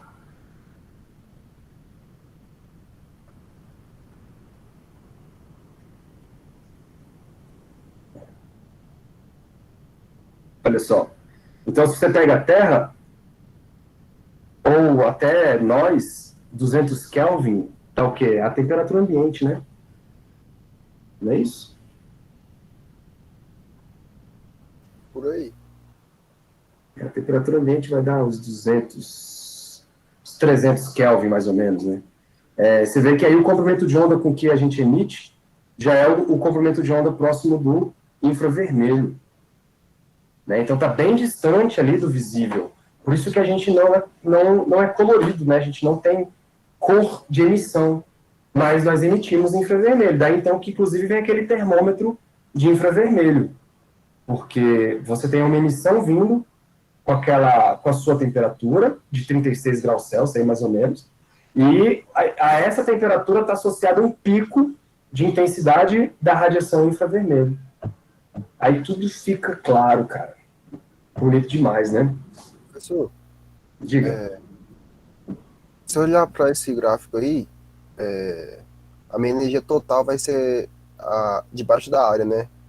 Exatamente. E também, outra coisa que eu observei, como a intensidade depende da energia, né? Dividido pela área vezes o tempo, mais ou menos isso que a gente tem.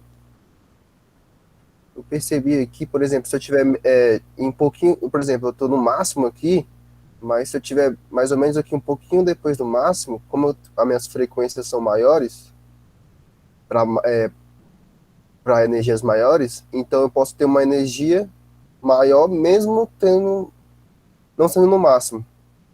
Isso, porque a frequência dá mais energia. Sim. Mesmo tendo mais partículas sendo jogada, as partículas que estão sendo menos um pouquinho jogada tem uma frequência maior, por ela ter uma frequência maior, ainda vai ter uma intensidade maior, né? Não é intensidade maior, mas mais energia associada, porque...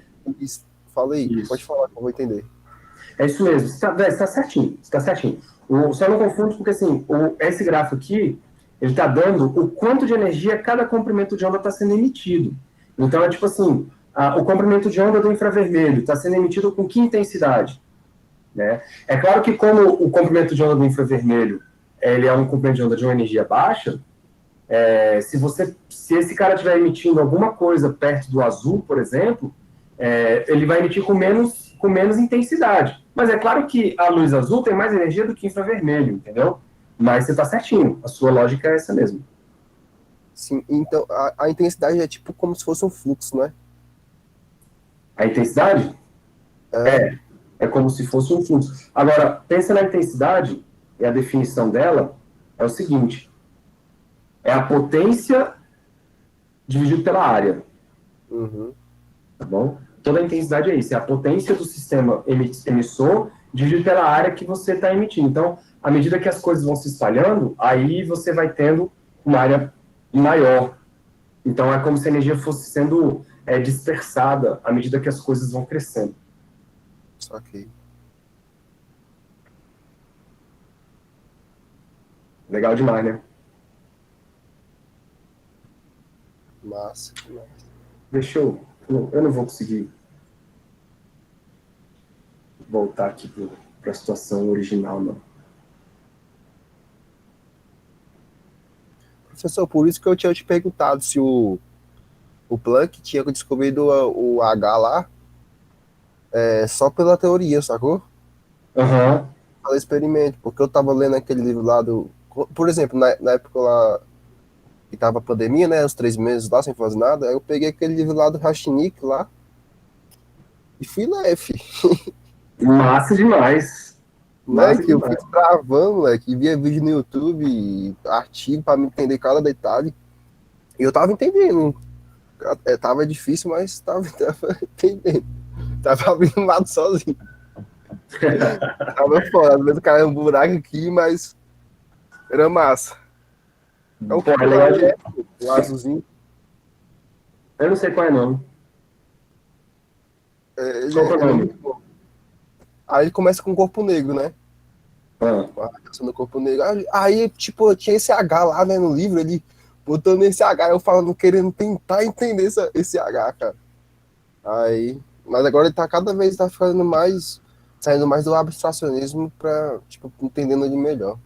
Legal, cara. E é isso, o H ele é um valor que foi descoberto assim, você comparou os dados experimentais com a equação, aquela equação. Aquela equação lá gera exatamente essa curva aqui, ó. O que a gente tá mudando aqui é apenas o valor da temperatura, tá vendo? O resto tudo tá ficando constante. E aí, para essa curva casar certinho com o experimento, o H tem que ser aquele valor, que foi o que o Planck fez. Aí, tu imagina, velho, o bicho fazer isso em 1900, sem computador, ter que traçar o gráfico disso e fitar certinho para dar a constante de Planck bonitinha, naquele valor. Imagina o trabalho que não foi, cara. Hoje, com o computador é fácil, né? Você fita lá e pega os dados experimentais e teóricos e pá, e aí você descobre quanto que tem que ser o valor da constante para casar naquela altura, aquele nível certinho, a curva.